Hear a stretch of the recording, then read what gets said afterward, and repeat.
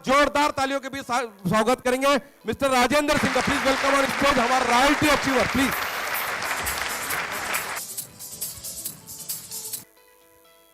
Good morning friends, how are you. एक बात पूछूं मैं आपसे, लाइफ में कुछ करने के लिए है ना, कुछ भी नहीं चाहिए, केवल एक चीज चाहिए। जानना चाहते हो? सच में ही कॉन्फिडेंस।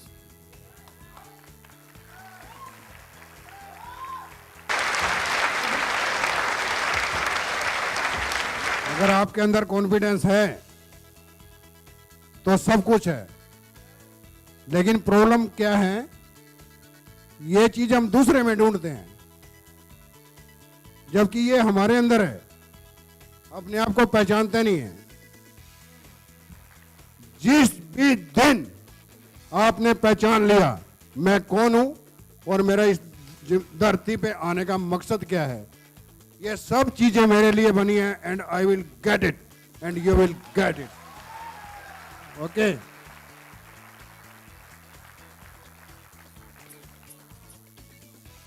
डर डर निकाल दीजिए।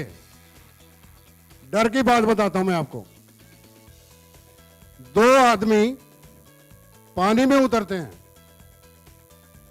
ठीक है, एक डूब जाता है और एक तैर जाता है।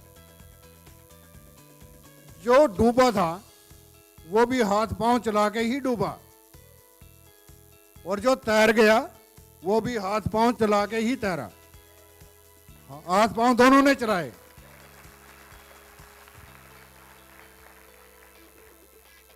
लेकिन तैरने वाले में कॉन्फिडेंस था कि मैं पार हो जाऊंगा, और डूबने वाले में डर था कि मैं डूब जाऊंगा, इसलिए वो डूब गया।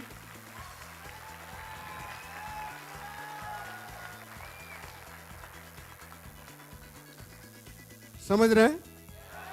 हाथ पांव दोनों ने ही चलाए थे। डूबने वाला भी हाथ पांव चला के ही डूबा और तैरने वाला भी हाथ पांव चला के ही तैरा। तो डिफरेंस कहां पे आया? एक आदमी मर गया और एक पार हो गया, ठीक है। एक आदमी डीटीएन से बाहर हो गया और एक रॉयल्टी लेके आपको स्पीच दे रहा है, एंड यू आर लिसनिंग। हाँ, एक बात याद आ गई यार खर्चे पे। एक बार एक बंदे का छठा लेवल हुआ। मैं और मलिक साहब गाड़ी में थे, मलिक साहब की गाड़ी थी उस टाइम, अपने पास तो कुछ नहीं था। तो इनकी गाड़ी में वो पर्सन भी बैठा हुआ था जिसका छठा लेवल हुआ। वो बोला सर एक कोई गुर मंत्र दो, मुझे 7th लेवल करना है। अब साथ में अपने भी गुरुजी बैठे हैं, मैं क्या बोलूं? मैं सर बता दो। बोला आप बता दो। मैं आपके सामने क्या बोल सकता हूँ? बोला नहीं, with my permission you can. मैं कहा ओके। छठा लेवल हुआ था, नया नया लखपति बना था बंदा। जैसे बंदा रिटायर होता है ना, तो लमसम अमाउंट मिलता है गवर्नमेंट से, तो आदमी सोचता है इसको नहीं खर्चूंगा। अगर फेल हो गया तो दोबारा इस उम्र में दोबारा नौकरी नहीं कर सकता, इसे नहीं खर्चूंगा। नहीं, लोग बोलते हैं यहाँ इन्वेस्ट कर ले, म्यूचुअल फंड में लगा ले। बोलता है नहीं भाई, नहीं नहीं नहीं प्लीज। आदमी बूढ़ा हो चुका था, मानता नहीं। तो वो उसने भी ऐसे ही बोला। मैंने कहा भाई देख, एक बात सुन, आपकी जेब में छठे लेवल के पैसे रखे, आप ऐसे हाथ रख लो, पैसे बाहर आएंगे नहीं, है ना? कोई खर्चा नहीं होगा। सच है झूठ है ये बात? लेकिन एक बात याद रखना, फिर जाएंगे भी नहीं।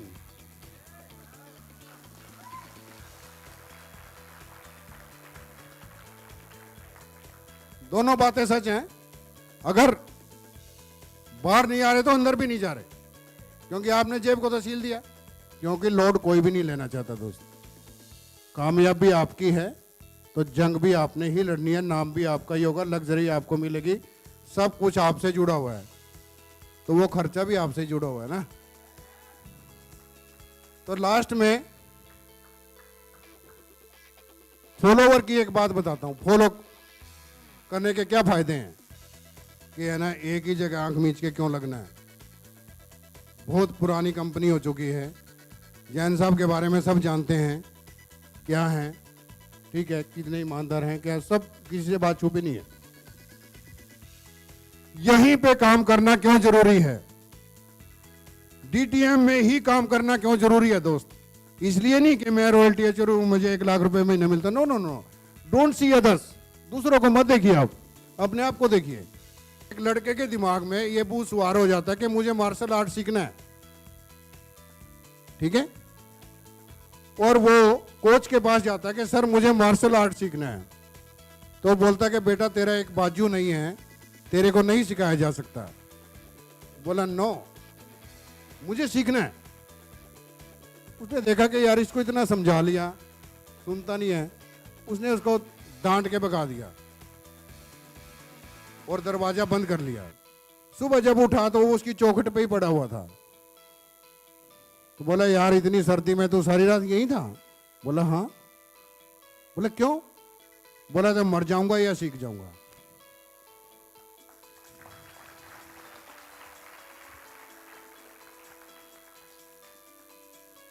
ताली रहने दो, तालियों से लेवल नहीं होंगे, दिमाग में जानी चाहिए बात। तो ठीक है भाई, चल सिखाते हैं, लेकिन मेरा एक क्वेश्चन है कि मैं एक ही शर्त पे सिखाऊंगा कि आप मुझे कभी टोकोगे नहीं बीच में। बोला ठीक है। 6 महीने हो गए, तो बहुत सारे सीखने वाले थे वहां, बहुत सारे लर्नर थे। तो बोला गुरुजी मुझे आपसे एक बात करनी है। बोला बोलो, ठीक है बेटा बोलो। बोला ये जितने भी लड़के हैं आपने इनको ना तरह तरह के दाव सिखा रखे, और मुझे एक ही दाव पे रगड़ा हुआ 6 महीने हो गए। उसने बोला आउट, बाहर हो जा, अखाड़े से बाहर निकल जा। बोला क्यों? क्योंकि मैंने सिखाने से पहले ये बोला था कि कोई क्वेश्चन नहीं करेगा, और आज तूने कर दिया, तो सीखने के लायक है नहीं। तो उसने उसके पैर पकड़ के माफी मांग ली कि मुझे आभास नहीं था, मैं भूल गया था। बोला आगे कभी क्वेश्चन नहीं करेगा लाइफ में, अगर तुझे जिंदगी बनानी है तो। बोला ठीक है सर। 1 साल हो गया, सब उत्साहित से कि किसका नंबर लगेगा फाइट में, और कोच ने उसी लड़के को बुलाया जिसका एक बाजू था ही नहीं। सब हैरान हो गए कि यार इसमें क्या खास बात है, मुझे ये भी आता है, वो भी आता है, ये दाव आता है, वो दाव आता है, मेरे को सिलेक्ट नहीं किया, इसको उठा लिया, है ना। फिर वही बातें, चमचागिरी होगी, फलाना होगा, ढिमकाना होगा, ये सब बातें करने से लेवल नहीं होते हैं, लेवल तो मेहनत से होते हैं। तो क्या होता है, वो जीत जाता है लड़का अखाड़े में, उसको पटक देता है, और वो खुद हैरान कि यार मैं कैसे जीत गया। तो कोच ने बोला था कि बेटा जब तू लड़ेगा ना तो एक बार है ना मेरी आंखों में देखना। तो जैसे उसने उसकी आंखों में देखना, उसने थम्स अप कर दिया कि ये go ahead, you will win. तो वो जीत गया। जीतने के बाद बोला कि गुरुजी मैं जीत गया, लेकिन मुझे नहीं पता मैं कैसे जीता। बोला मुझे पता है तू कैसे जीता, और तूने जीतना ही था। बोला कि जिस दाव को मैं तेरे को सिखा रहा था 1 साल तक, तो उसमें मास्टर हो चुका था, ठीक है, और उस दाव की ये काट थी कि उस इंसान को तेरा ये राइट हैंड पकड़ना था, और ये तेरा था ही नहीं।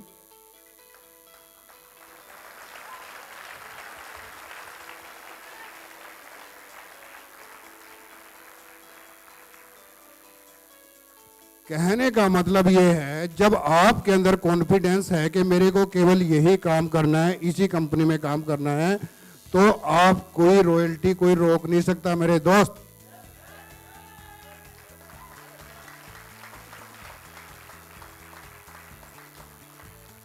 ये कहानी सुनाने का केवल यही मकसद था कि आप अटके बटके लटके मत रहना,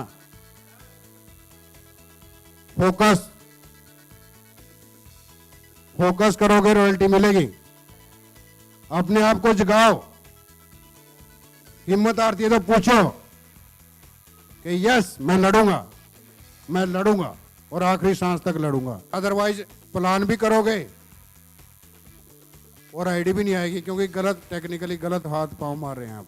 डर है अंदर, पता नहीं ये ज्वाइन होगा या नहीं होगा। नहीं होगा ना, सही यार, वही है क्या दुनिया में, और बहुत है। ओके।